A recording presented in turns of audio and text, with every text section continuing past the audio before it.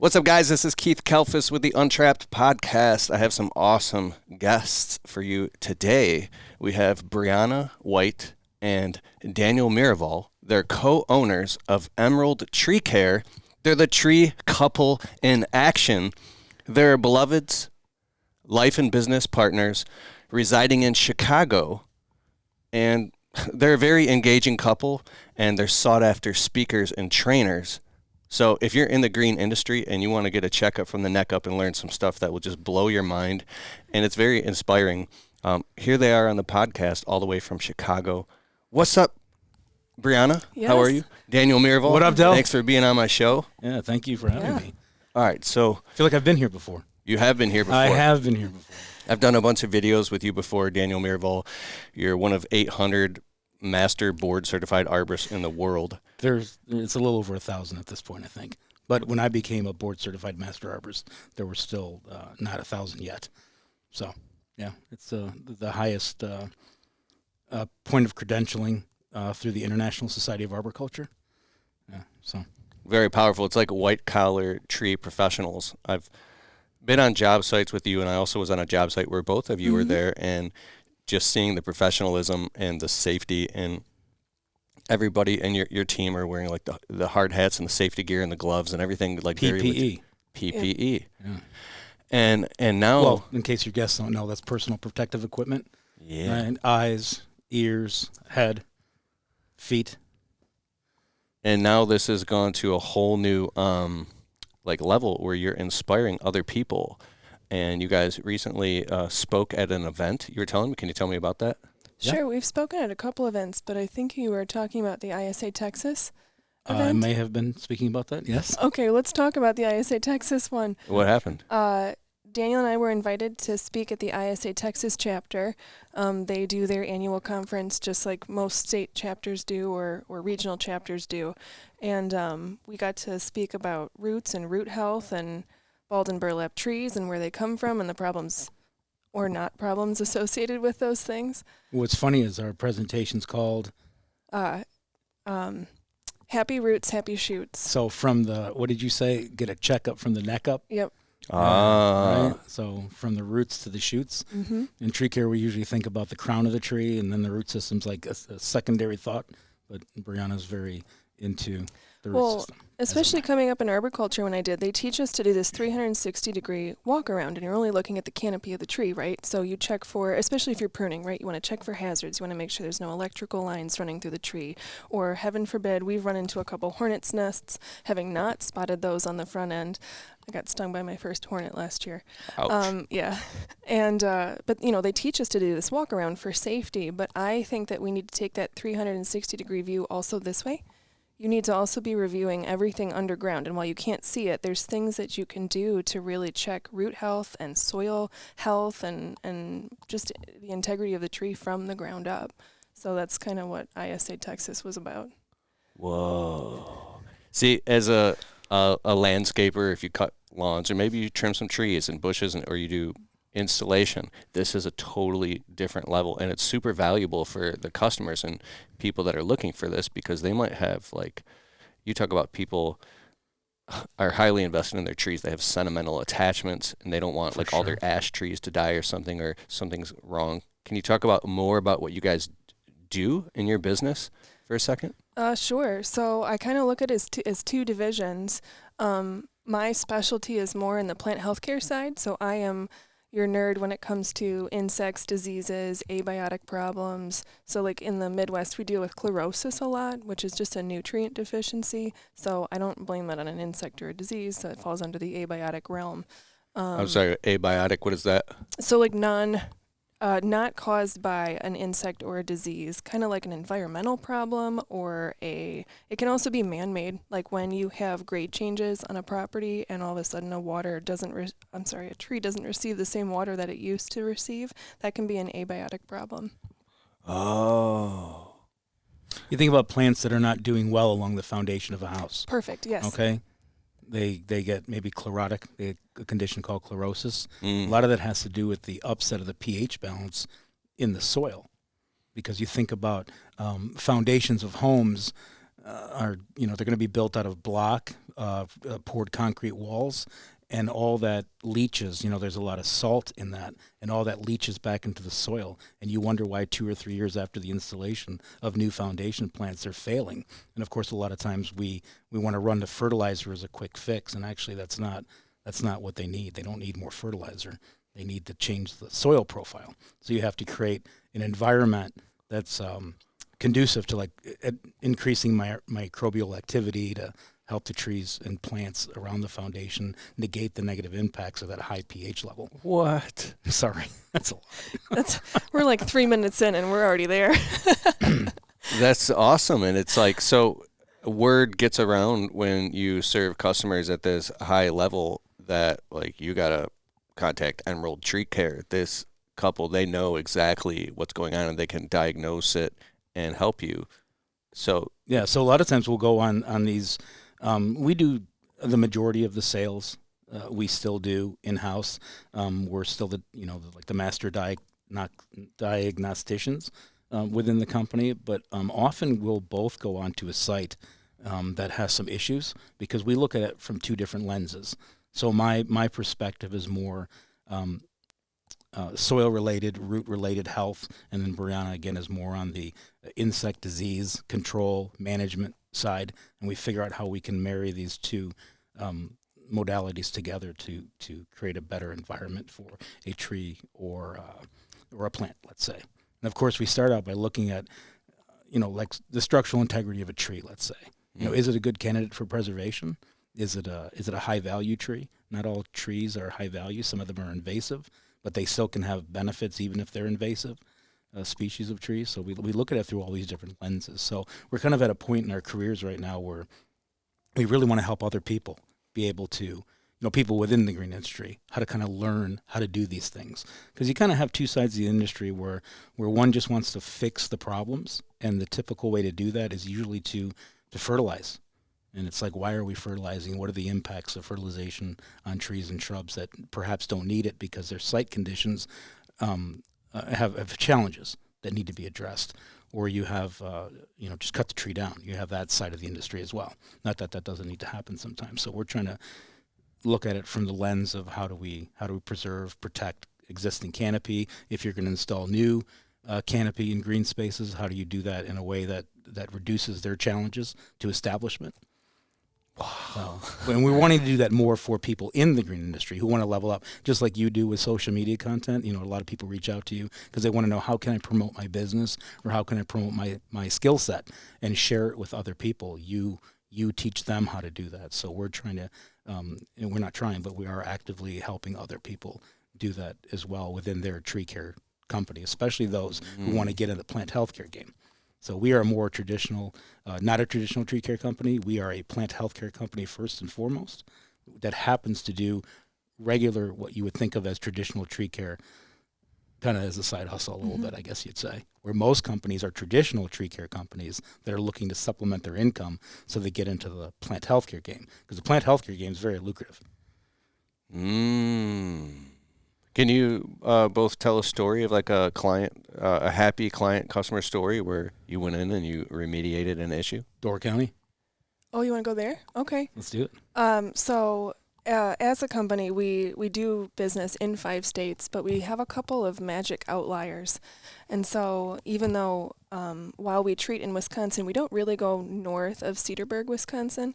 We happen to have one client in Door County with an ash tree. It's a 37-inch ash tree, and it's right on the lake. It's beautiful. It's a beautiful location. And this homeowner has shared that he wants to die looking at this tree. In his hammock. Across the yard, he's got a hammock between 2 maple trees. He's like, Daniel, when I die, I want to be laying in my hammock looking at that tree. Which is no pressure, right? So now you have a client that's identified this absolutely spectacular tree, makes a huge impact on their life. They want to die with this tree. And so between battling the emerald ash borer and then battling some structural issues that the tree had, it's been a 5 or 6 year journey now to literally rebuild this tree. So I came in with very specific treatments in order to make sure that we were protecting it from the emerald ash borer, because the rest of Door County is decimated Like there are not, I have not yet seen another living ash tree in Door County. But because of the emerald ash borer? Because of the emerald ash Isn't that a borer. beetle that Yep, spreads a absolutely. fungal infection, goes from tree to tree or something? Or I don't know. So We're going to go down the rabbit hole about EAB now. Sure. So this is the emerald ash borer queen. She's got a couple different names, the ginkgo goddess, the emerald ash borer queen, and there's a good reason why she is that. Well, teach us. Sure. This is awesome. So emerald ash borer is probably my specialty when it comes to the insect realm. And then we'll circle back to your question about the client. Sure. But this is good. Cool. So in general, the emerald ash borer was introduced into the United States right here in Michigan. So Oakland County, I call our emerald ash borer ground zero, and that just so happens to be where I grew up. So my father, who founded Emerald Tree Care, was working on the front lines when this strange thing that was killing ash trees came into our area. So long story short, he worked alongside a couple of professionals at Michigan State University and was kind of there when they finally identified the fact that we were dealing with an insect. So the emerald ash borer is a beetle. It's in the Agrillus beetle family. So like its cousin is the bronze birch borer, which we hear a lot more about like locally. And it feeds. It basically, it's going to lay eggs. Those eggs are going to hatch. They're going to feed on the different layers of your phloem, your cambium, things like that. And it causes a disruption in the transport of nutrients. So And water. So water, nutrients, and if someone's trying to treat systemically with a chemical, any interruption is hard to navigate. So I don't know what Michigan has lost at a minimum 40 million trees. 40 million? 40 million. And that's at a minimum, because that number that I'm remembering might be 10 years old at this point. The emerald ash borer is officially in, I think, 23 states. Portland, Oregon is the last place to have confirmed it, and that was 100% transported by human, because if you look at the surrounding states, there's been no confirmation of emerald ash borer. So it's not like it slowly moved across the country. We as man moved it there. It was confirmed, I believe, in a nursery and also at like a summer camp park. So we move it through like goods and services. Yep. So when it came here, what was identified as how it got here was it came from China on a shipping container on pallets, so wooden pallets. So the pallets, the insect got into the pallets. It's the same with spotted lanternfly. We have a spotted lanternfly that's coming. It's the same thing. It's getting on shipping containers and things that come from overseas, and that's how we get a lot of these invasive pests. So that's how the emerald ash borer ended up here, right. China. Wow. And our ash trees here are not set up to be resilient or have any resistance to that bug, where the ones in China. Yep. So the easy concept is if you have a native tree and a native insect, there's usually not too much of a problem. But if you have a native tree, so our Fraxinus americana, the American ash, is a native tree to us, but now we have brought in this foreign insect. Anything native and foreign, you have a problem because there's no natural resistance. So you go back to Dutch elm disease. This was not a disease that was native to elms. It was not native to America. And then you introduce a foreign disease to a native tree, and you have decimation. Wow. What I'm picking up from this is like, because it's just like biology, that you must have a very healthy respect and love for trees to even. Can you talk about that? Well, we can bring back up our client in Door County. Go ahead. You go ahead. I have already saved it from the emerald ash borer, and then you fixed it structurally. Your turn. So he was a little bit late in treatment. And by a little bit late, what I mean by that is he should have been treating probably 7 to 8 years before he recognized that there was a problem. And the biggest challenge was he could not find someone. So this is a summer home on Lake Michigan, okay? He doesn't live there full time. But he couldn't find anybody that could treat that tree up in that area, that neck of the woods. So the first thing we did was, identify was it still a candidate for preservation, and how would we restore the tree, because it had probably a solid 30% canopy dieback. And that's kind of the golden rule. If you have 30% more canopy dieback, then the tree's kind of too far gone. So he was right on that cusp. So I kind of presented him with the idea that 30%, that sounds like quite a bit. Yeah. It's significant, but it's, you study the tree and you see where you've lost that 30%. Because there has to be enough viable canopy that the tree can uptake the necessary nutrients, minerals, water, and of course any insecticide that she's going to prescribe to put into the tree. So I told him, he's like, I want to get all that dead wood out of there, and I kind of want to make it pretty again. And I said, well, it's not so much about just getting the dead wood out. You need to stimulate that tree through proper pruning practices to try to restore the canopy of the crown of the tree. So basically rebuilding the tree. Often when we see trees that are damaged in storms or from insect attack, a lot of times what will happen is we'll just cut the tree down because it doesn't look like a tree anymore. But there are ways, proper pruning techniques, crown reduction techniques, where you can stimulate response growth, and then you manage that growth over time. So I kind of told him, I said, if you really want to save this tree, where it's, you're going to have to sign on for a couple of years of cyclical pruning. You can't miss any treatment schedule or anything like that. So it wasn't just about removing the dead wood. It was about structurally pruning the tree. I explained to him the tree will never look the way it used to look, but it's still going to be a very healthy tree. So we rebuilt the canopy. So his next pruning cycle is actually going to come up either this late summer or this fall, but it's a beautiful tree again. So, it's not about creating the perfect tree because, my specialty is... Wait, you said, and it's a beautiful tree again. It's a beautiful tree again. What does it look like? Oh, well, I have pictures on my phone. But and the client's happy? The client's very happy, yeah. Wow. Good job. That's amazing. Right. Okay. So it's not about pruning, like they say, is as much of a science as it is an art, and it really is. It's not about creating the perfect tree.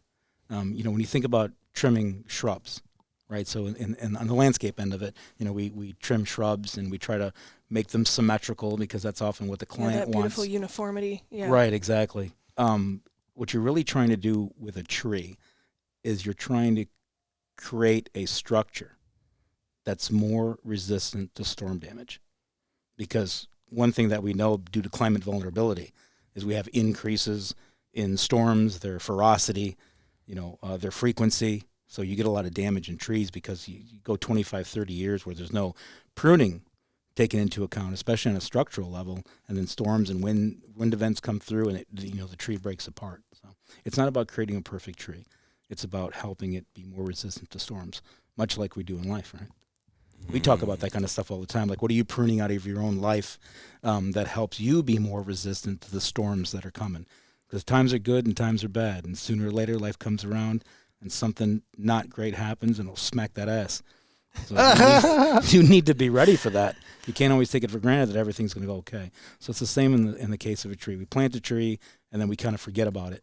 And then 25, 30 years goes by and all of a sudden there's a big thunderstorm or one of those derecho, straight line wind events or a tornado, God forbid, and a big branch breaks out and people call and like, the tree fell apart. It's dangerous. Come cut it down. So we don't really operate in that space. We more operate in the space of, well, now that this tree's had this issue, is the tree important to you? Oh, we love that tree. It's very important to us. Well, why don't you let us come out? We do a consultation. We take a look at the tree and see if it's still preservable. And then we talk about how we would preserve it, how we would mitigate other future risks. I was going to say, then the options come out. And an option always is to cut a tree down. If somebody's like, absolutely, I don't want to invest in saving this. But we run into so many situations where it's the only tree over the patio, or it's the tree that the kids planted when they came home from Arbor Day. Whether it's sentimental or it's just the perfect tree in the perfect spot, and all of a sudden we have an issue.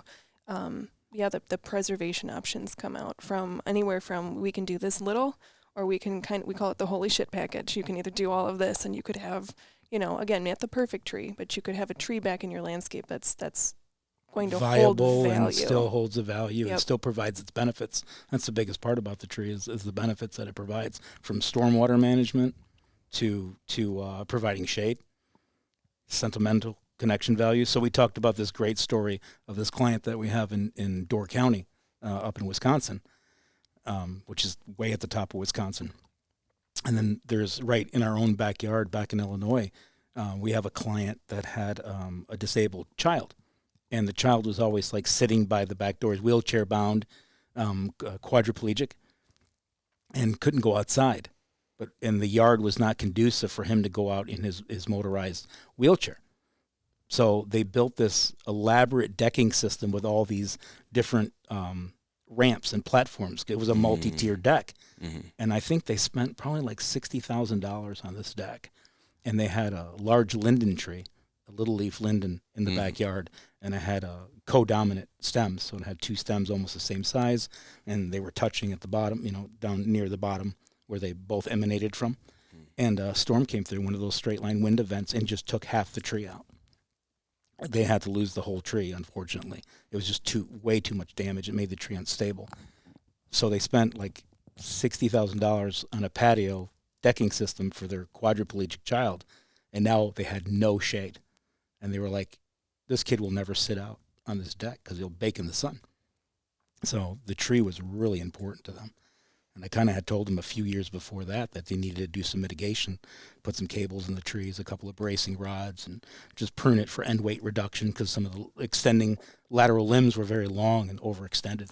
And they didn't do any of that, and the storm came through and took it out. That's like a bad story, right? Wow. Unfortunately, we have more of those than good ones to share. It's getting better. My marketing brain is going nuts right now of much honor and respect to everything you just said.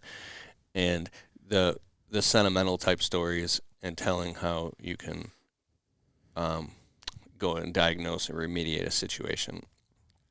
I understand that the storm took it out. But just the amount of the element of care that you're and compassion that you're talking about right now is so powerful. And in a marketing aspect, talking about case study stories and testimonials, not any personal information about the clients, but all those type of stories. And it's like if you have a business, then you can tell stories, and it's great for sorry. Anyways, for the people listening right now, they're like, I want to learn more. This is amazing. This is amazing. How can people learn more about what you guys do, about you both, and how to get into this white collar scientist type tree stuff, because this is amazing? Well, we're still very much technicians. We're still very much boots on the ground. I don't know if we're white collar as much. You call us green collar. I do. I've used the term green collar in the past. Because we're in a realm of our own. Right. So, yeah, we're in the green collar industry. Green collar industry. Mm-hmm. What?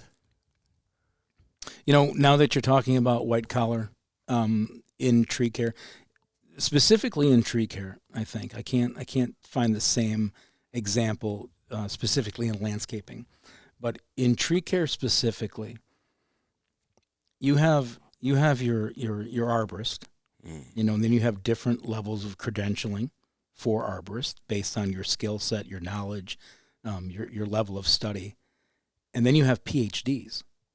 So we swim in a circle of all of those people.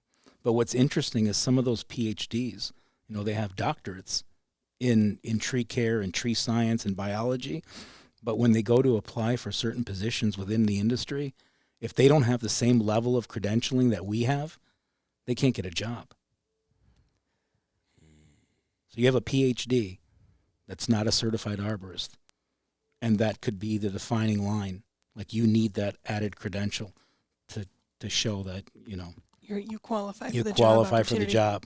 And I'm not saying, because I know a lot of people are probably going to listen to this, and they'd be like, I know people who've been in tree care for 20 years, and they're not certified, and they've been next to certified arborists, and people who've been in the industry for 20 years with these credentials, and my guy who's not credentialed knows more than that guy who is credentialed. That is absolutely true. I've met those people as well.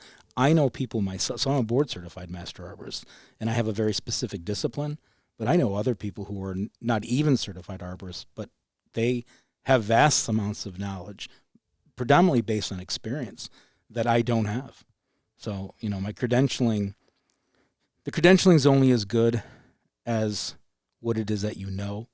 I think the credentialing is important because the green industry overall, especially tree care, is really trying to elevate its importance, its level of importance and influence within the green industry as a whole. Right? The HVAC guys get more attention than we do. Right? Your dishwasher breaks, they're not coming out to the house for free. Right? They're going to charge you like a service call, and you just pay it because you need your dishwasher or your refrigerator fixed. And they have that level of, they have licensing and credentialing, and you're just going to pay it. But we get calls all the time where someone will come out and say, my tree doesn't look good. Can you come out here?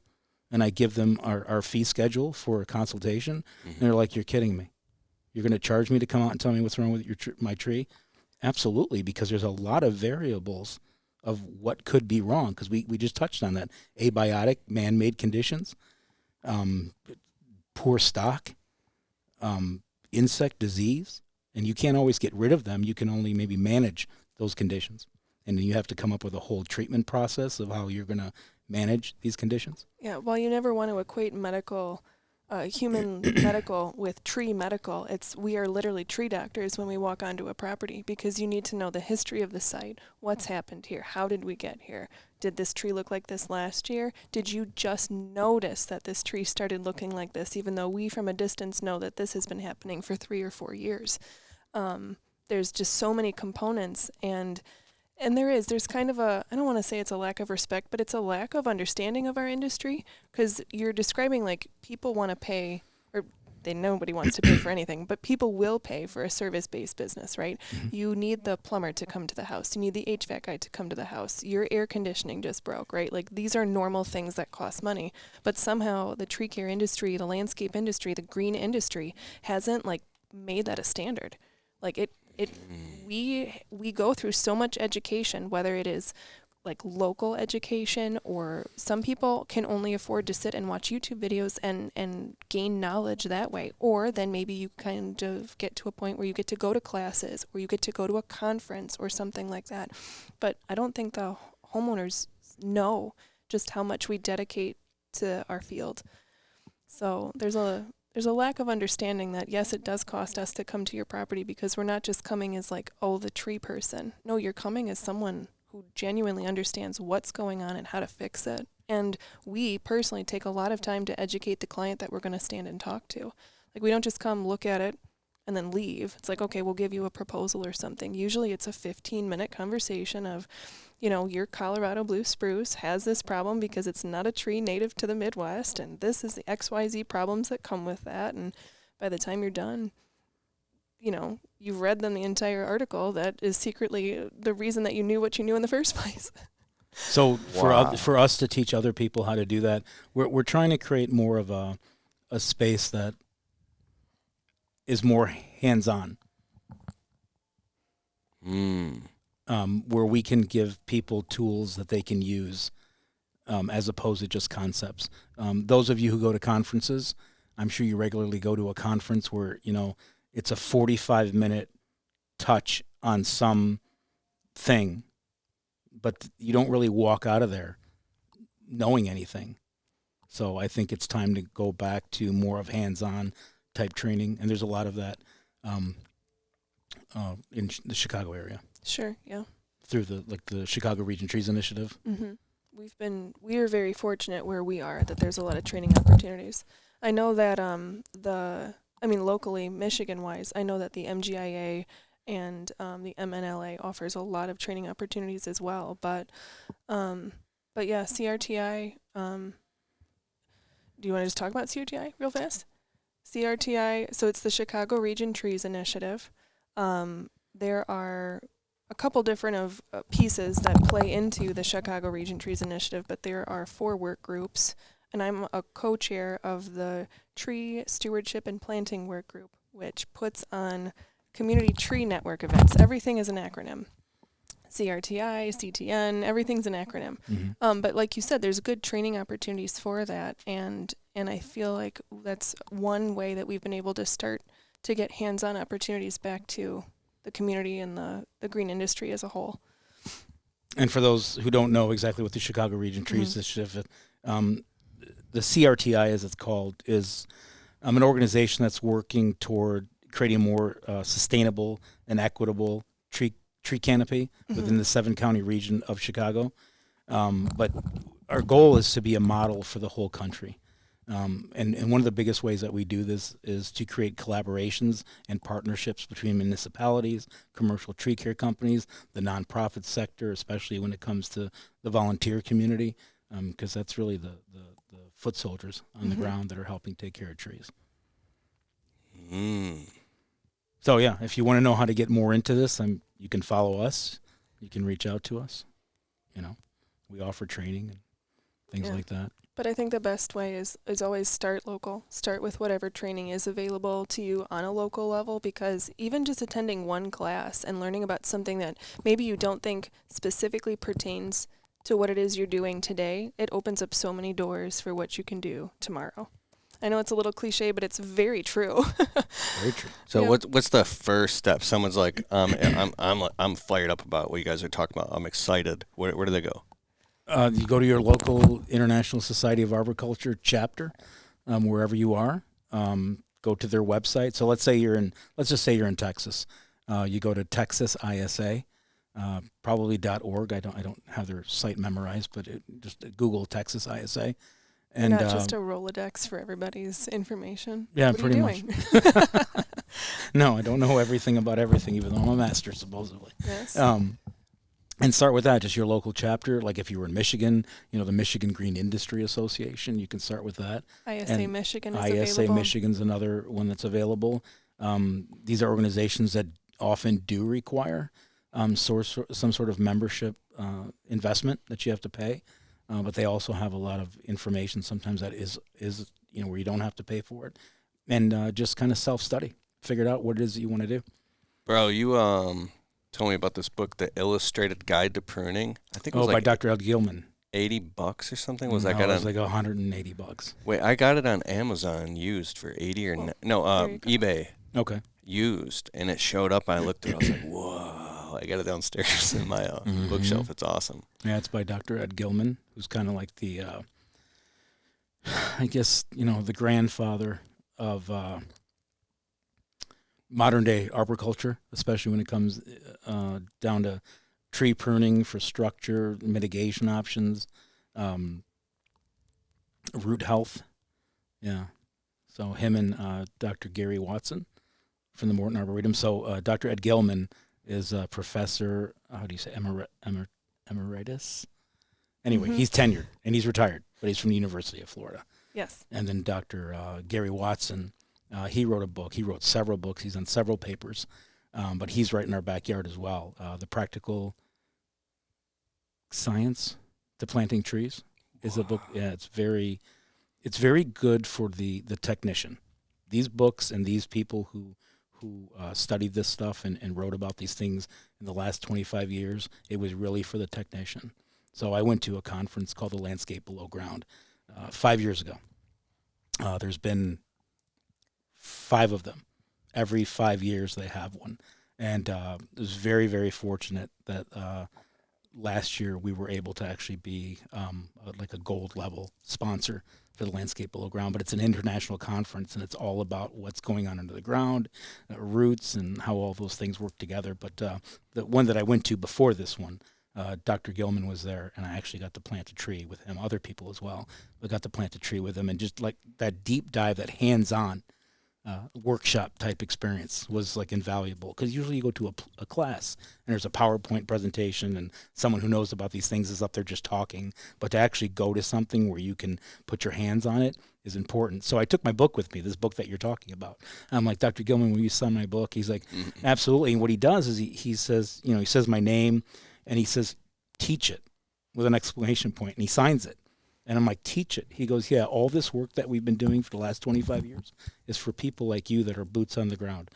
We've spent 25 years, and that's kind of the time frame, 20 to 25 years of doing any kind of research and controlled studies before you know that like what you're talking about is something that's going to have like the stamp of approval, like a standard or a best management practice. They don't just say, this looks like a good way to do something, let's do it this way. Mass apply. No, you got to go for like 20 years of trying it to make sure that, that's kind of how we should do it. And he said, it's been 25 years. I mean, we know everything that we pretty much know. So go teach it and go do it. So that's the beauty of the green industry, is especially when it comes to tree care. And I know you have a lot of followers and listeners that are in the lawn industry, but I'm sure in the lawn industry there are people who are of that level as well. There's a lot to learn in lawn. I don't know hardly anything about lawn except that it's its own animal. You have specific diseases, funguses. There's cut too high, cut too low can be problems. Soil conditions are an issue often. Water requirements. Yep. Water requirements, different types and cultivars, of grass and where that should go. So I'm sure there's people on that side as well. And I'm sorry that I can't point anyone to anyone in that part of it. But real quick for some context, if you want to go on YouTube and see videos, I've on my YouTube channel at Keith Kelfus on YouTube. Go toggle over to playlists and scroll down. You'll see videos with Daniel Miraval, Certified Arborist. And there's an entire playlist of like 12 or 18 videos, and you can get a better kind of feel. How can people, if they're reaching out, find you guys? Well, I don't know what the best way is. all the social handles. Probably that, yeah. Facebook, Instagram, LinkedIn. Mm-hmm. Yeah. So in the last couple of years, we've rebranded the business. I had a company, Brianna had a company, and it kind of was our idea a decade ago. So Brianna and I have known each other for 13-ish years now. Okay. And it was about a decade ago that we kind of, like, our individual companies began working together.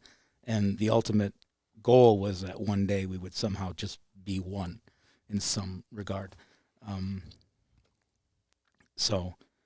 A lot of the social media platforms have kind of not been updated. And then COVID happened, and I kind of personally took a break from social media. I thought it was a good time where more people were getting into it. I kind of like just disappeared for a while. So if you go on social media, if you go to any of the channels, it's not super relevant, but we're working on cleaning that up and being able to provide guidance for people who are looking for it.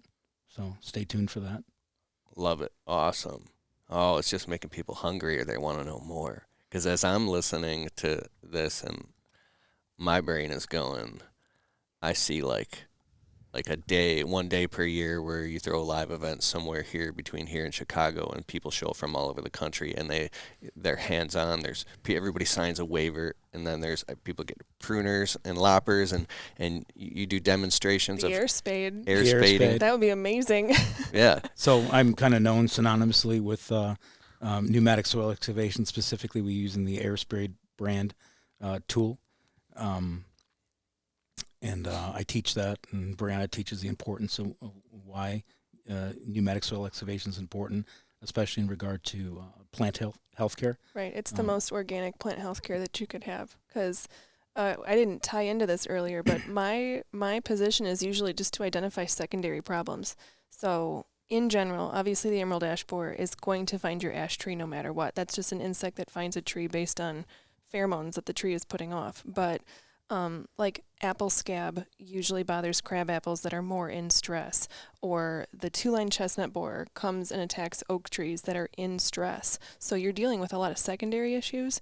Usually if you can just eliminate the stress, or at least improve the stress conditions, you can clean up a lot of your secondary problems. So my frontline prescription for properties typically involves doing pneumatic soil excavation, especially if we have a buried flare, whether the tree was installed too deep or maybe has had too much mulch over the years, or it's typically a fixing of compacted soils or buried root flares or things like that. And while a treatment may be needed like in a temporary situation, just to kind of nurse you through the damage that's occurring, sometimes you can eliminate treatment programs altogether just by improving the conditions the tree is growing in. Site conditions. So we'll help our hardscapers out when they want to put in let's say a patio or, retaining walls within an existing landscape.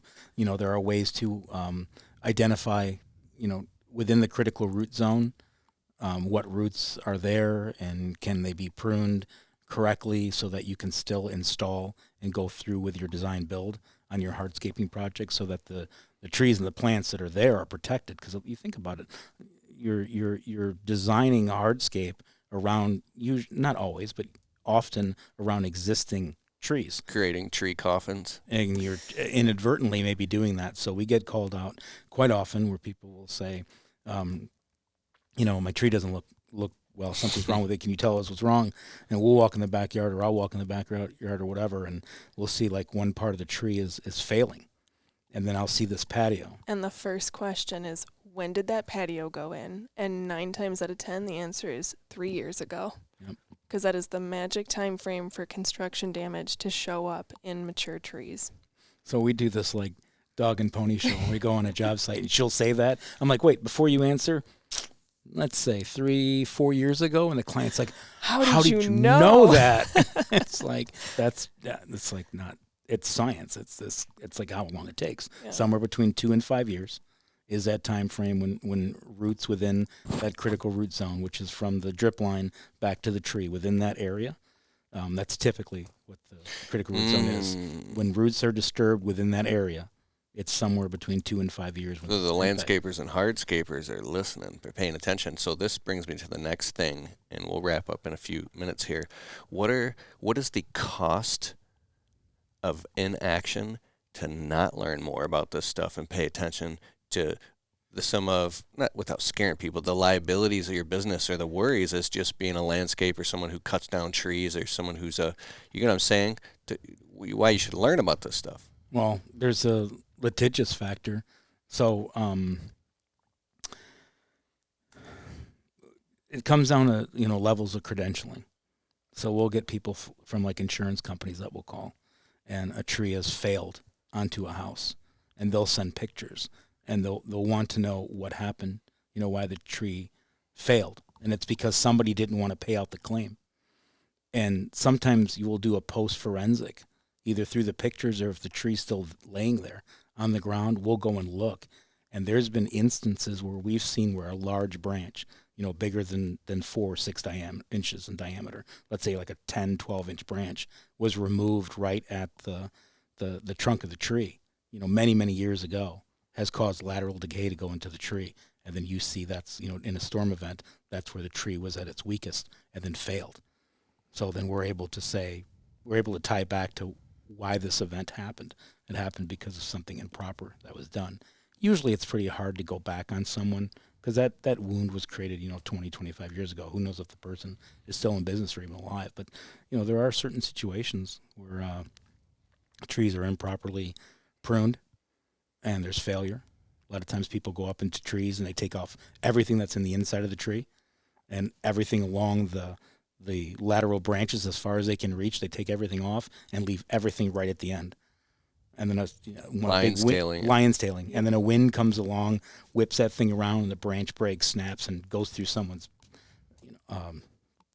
sliding glass door, causes damage. So they'll call someone like us out with our credentials and be like, "Can you come and tell us what happened here?" Write up a statement. And I'm not at a level yet to where I can go and sit and be an expert witness in court, but that's the next level for me to become a registered consulting arborist with the American Society of Consulting Arborists, ASCA. That's kind of the next level. You said something once about like tree guys coming in, cutting down a monster tree that's 12, 15 feet away from somebody's foundation of their house, and all of a sudden there's water in the basement. Yeah. So trees and water, implications of that. Brianna and I attended a talk with Dr. Asia Doughton from Michigan State University. You want to talk a little bit about the shape of trees and how that plays a part? It was the first time I had ever heard the information presented the way that she presented it, but it was kind of one of those common sense things that all of a sudden everything is put into a perfect puzzle and you can't believe that you weren't the one bringing it to the table. But we heard her speak at the Wisconsin Arborist Association conference last year, and she was talking about how the shape of trees, whether they're like more wide and vase-shaped or if they're very narrow, affects how rainfall hits the leaves and then funnels down the tree itself. So she was talking about a whole myriad of things, but we talked about how not letting water hit soil underneath trees improves compaction problems. We were talking about how trees funneling water down their trunks actually causes like an excess pooling of water. So sometimes you have the wrong tree in the wrong place because of the way water is being transported along the tree. Like, it was fascinating. I don't know what you took away from it, but I mean, similar. But yeah. But you look at a tree in a backyard, a certain species of tree that loves water, and it's doing really well in the backyard. You have to look at the site conditions and be like, well, that tree's doing very well. It's kind of in a depression. Maybe there are retaining ponds all around in that neighborhood because the entire if you do the 20,000 foot view, you see that whole area is just a wet area in general due to topography. So you have one tree in the backyard that was taking up a massive amount of water, or even deflecting rain so all that water doesn't hit the ground at one time. Then you remove this tree, and all of a sudden there's flooding in the basement.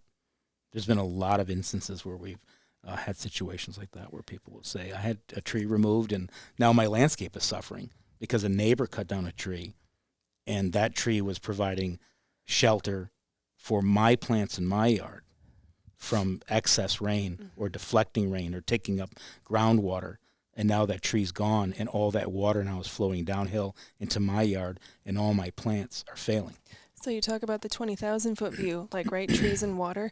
I'm not going to be able to have all the facts of this perfect, but Fort Wayne, Indiana, when the emerald ash borer originally hit, considered treatments for preservation. So there was one singular year that our company was brought in to do a treatment of certain ash in the parkway that they wanted to preserve. Ultimately, funding didn't work out. They ended up abandoning the project. But what ended up happening is they had a massive amount of ash that all needed to be removed at the exact same time because they all failed at the same time. The amount of stormwater that was coming out of Fort Wayne, Indiana, which is somehow actually managed by the Detroit waterway system, Detroit had to fine the city of Fort Wayne, Indiana, because of the amount of stormwater that they weren't able to manage. Like, it was beyond anything that had ever been coming through whatever waterway system exists. And that puts undue stress on our own infrastructure. So you have one individual resident maybe making a decision to cut down a tree that's managing water locally, and then you have a municipality that was faced with a devastating insect that wiped out, I really don't know, but it had to have been somewhere between 3,000 and 4,000 ash trees. That then triggered a water event that was a multi-state problem. Like, that's insane. What? That's insane. I watched how the water is mitigated underneath the city of Chicago. Okay. And how they have, like, all this place where the sewer systems and how they deal with big rain, because it's basically a concrete jungle. But when you were just talking about that, my brain was thinking, like, this is like a Sim Earth issue. That's what it feels like. And you think about time, the time that trees, time is a big factor. Yeah, we've been talking a lot about time. I've been trying to brainstorm how I want to share this message for a while, but I'm somebody that my thing is wordplay. Usually my brain is thinking in terms of, like, words. So acronyms, I play a lot with acronyms. So time as a word and what the arboriculture world is facing. I've been stuck on this phrase, trees in mass exit. Time. Trees in mass exit, because we're facing, we go to a lot of municipal talks, so I know that a lot of this information comes more from the municipal perspective than it does necessarily the residential perspective. But we have municipalities that are dealing with trees that only make it about 15 years in the parkway, right? 15 years in the parkway. And I don't know where we were or what we were talking about, but I went down this rabbit hole of time, because Daniel has at least 15 to 20 years in the nursery as 15 years as a nurseryman. So I always pick his brains about, like, the things that I don't fully understand. But while I have been to several nurseries and I understand the production side of things, I always go to Daniel for, like, my major details that I don't have laid out. But we were driving down a street, and a municipality had installed about 20 ash trees in the right-of-way all together, all, well installed per se, but they were all dead. Like, they're all dead. And they had just been installed probably within the last year. So you've got these 2.5-inch caliper trees, 20 of them just lining the side of the road. And I said, does anyone ever talk about the time associated with that? And Daniel's like, no, we just look at 20 dead trees, and then we have 20 dead trees to rip out of the ground or replace or chase somebody for warranty, or, somebody failed a watering program or something simple like that. But I immediately asked, what's the guess? From acorn to the time that it hits the market, how long did we just invest in this oak tree? And everybody from a nursery standpoint might have a different input, but I feel like 5 years is super safe, because some Some species of some species of oak take a lot longer. You might have an 8 or 9 year to market time frame. But if you just use 5 years, and we drove by 20 dead oaks, you're looking at 100 years of dead trees. And I started thinking about things in terms of time like that. We just lost 100 years of investment in what could have only taken 6 months because somebody decided we don't need to water this, right? We don't need an aftercare program. And so I've been really thinking about this, and I don't know why I memorize numbers so well, but I have learned in the last couple of months that a football field is 1.32 acres. So I needed a visual. I needed, what does an acre look like? So I wanted to immediately apply it to football. Go Lions. We almost I don't made it. ever get to say that, so go Lions. Yeah. We're in Bears country. It's awful. But I wanted to know how many trees safely can you plant in an acre. And long story short, it's about 350 trees to an acre. And I go, Daniel, what size nurseries have you dug in before? And we know nurseries is as tiny as 100 acres. And we know nurseries on the East Coast potentially as large as 3,500 acres. And I'm like, well, if they're at 50% capacity and this, and that. We were talking about one of the nurseries that you used to dig for. In a 5-year period of time, with the amount of trees that go out, in a 5-year period of time, some of these nurseries are producing 3 million years of investment in trees. 3 million years of trees are being packaged, B&B, and sent out the door. And yet, somehow, in a matter of months, we've killed 20. Like, I have been on this aftercare program campaign for quite a while, but as soon as I started equating all of everybody talks about the money lost. Everybody talks about like my bottom line was impacted by this. And I'm like, my dramatic answer to your question earlier about what are the implications if somebody doesn't start learning now is literally the planet. Like the planet dying is the implication. So Wow. just this concept of time and what it takes to grow a tree, and we're doing a beautiful thing. Planting trees is a beautiful thing, but I really don't think there's been a lot of focus on the fact that you can do it wrong, or that the tree coming to market is not in a perfect package.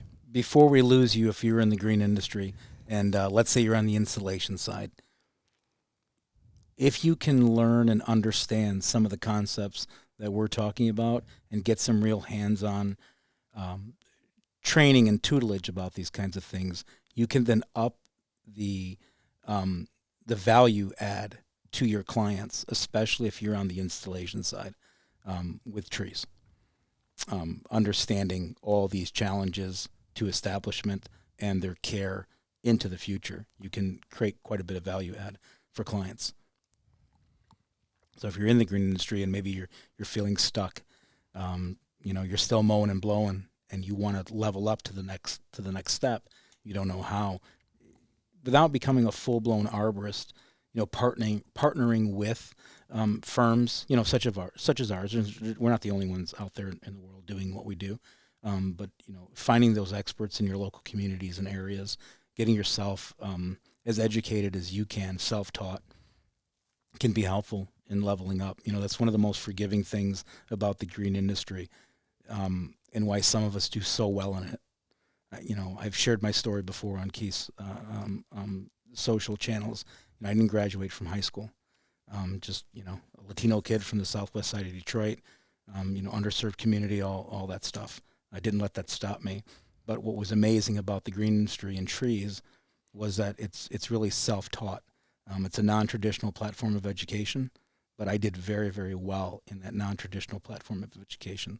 It served me incredibly well. Trees saved my life, and now I save theirs. So if you're passionate about wanting to elevate yourself in life and learn something, the green industry is a great place to be. So if you're on the edge, maybe you just got into the green industry, you ripped out the back seats of your mom's Corolla, and you're running around with your Milwaukee battery-operated blower and your mower, your little push mower, and you're hoping for an X-Mark one day. keep at it. This is a great industry to learn how to get there. It takes time, though. Bro. It takes time. I want everybody listening to this podcast to go back, if you're interested, and re-listen, because what Brianna and Daniel are talking about comes from depth of knowledge and deep skill sets. Like, if you just graze over the top and listen, it's like wow. But I'm just like, I want to promote this everywhere. I want everybody to hear this and put it all in the show notes too. I think we should stop there because I don't want to overwhelm people. This is really good. Any final closing statements, Daniel or Brianna? I mean, from a tree perspective, no. I know a lot of your followers and listeners and those who consume your content are really here because they want to level up. And Keith talks a lot about that. Keith has done such an incredible service to the green industry through his servant leadership in trying to help elevate people through the green industry. I think one of the most important things that you need to do if you're out there, you're listening to these kinds of platforms, is you need to identify like where you're at, what are your core values. That's incredibly important. And what are your key differentiators? What makes you unique from someone else if you're in business, or what do you want to aspire to be your key differentiators so that you can position yourself in business and in your community to make a difference. I think one of the best parts of the green industry, there's three major components that I talk about. Number one, the green industry offers you an opportunity to create an identity. We all want that identity. It's why some of us, like me, may have joined gangs when we were younger because we wanted that resonation somewhere. We wanted that validation. The second part is we all want to be part of a community, our own tribe, and this industry offers you that opportunity. And then number three, there's the altruistic side. Isn't it gratifying when you can do something? Actually, look towards greater. me real quick. Sorry, because there's ads playing on. If you're watching this on the video, I got some cool video playing and ads started playing. I don't want it in this video. Sorry, keep going. Safe for here. You want to be a part of something that's bigger than yourself in the end. Oh, you just ended it right there. That's pretty much all I got. Yeah. I know it seems like we're tree huggers. We're not. We just Brianna and I were able to identify our passions a long, long time ago. More than a decade ago. We came into our own perspective point of what our passion was, and then working together for many years, and then taking things to the next level as a couple. We realized that all along, our passion was driving our purpose in every aspect of our life. Wow! And that's how we ended up together. Love it. Trying to change the world one tree at a time. Thanks for that. You're welcome. Brianna? Mine's much more simple, but it has been my blanket go-to, and it's because it took me a very long time to do this myself. Trust your gut. Even today, there was something 2 days ago that I had a gut instinct, and I know better, and I should have followed it, and I didn't follow it, and I'm just back there. Always trust your gut. Usually your intuition is going to lead you down the right path. So that's my go-to. Trust your gut and intuition. Now, are there any like gut feelings or something as I hate, don't go that way, or keep going, is the right? No, I was going to use something dramatic, and I don't think that, don't drive into the Grand Canyon if all of a sudden that's what you're feeling. That's not a good gut feeling. But no, just, if my specific example, my most recent one would be, we call it our personal board of directors. The company had always had an accountant, had always had a lawyer team, but nobody that I had ever worked with personally, right? Because you inherit a business. You don't inherit, you buy a business, but you are going through the growing pains of learning how to run the business without some of your former people on board. And the accountant didn't know me. I didn't have a good relationship with them. I didn't feel like the accountant had the goals of the company and my goals and our goals in mind. So we have worked very hard to find an accountant and a new attorney to really encompass people that we trust. Mm-hmm. So that's a very specific example. But if your gut is that the next part of your growth is going to be just learning tree biology, like if you genuinely feel like like tree care is somehow in your future, then just being able to follow that and explore that, that's the right thing to do. So yeah, identifying your key differentiators, it's incredibly important, not just in your business, but in your own life. You've really got to think about your 1-year goal, your 3-year picture, your 10-year target, and those things are not they're not static. They need to be dynamic. They need to flow, because what our 1-year goal is right now and what our 3-year picture looks like today, we have a 10-year target. But when next year comes and we reevaluate, it's going to change. It's going to change that 10-year target. So I think it's important that people understand that it's like you watching you. So we've been connected now for 8-9 years, and I've watched you just move through your space and do well, and all the value you've added to people. But it's a direct result of the thoughts and actions that you take in the past. So like what you do today is going to dictate your future 2 to 5 years from now. Just like damage to tree roots. There you go. 2 to 5 years from now. There's a lot of similarities between trees and people. Yes. So you can have it negative in trees, right? Construction damage causes damage 3 to 5 years down the road. But you want to talk about people and the construction building yourself now will build you to be a better person in 3 to 5 years. Perfect. All right, let's close right Love there. it. Thank you so much for listening to this episode of the Untrapped Podcast. If you like the show, if you love the show, go on Apple or Spotify and leave a well-worded review, especially about this episode, so more people can hear this and it can touch more people's lives in a positive way. Thank you so much for being on my show, Daniel Miraval and Brianna. Thank you so much.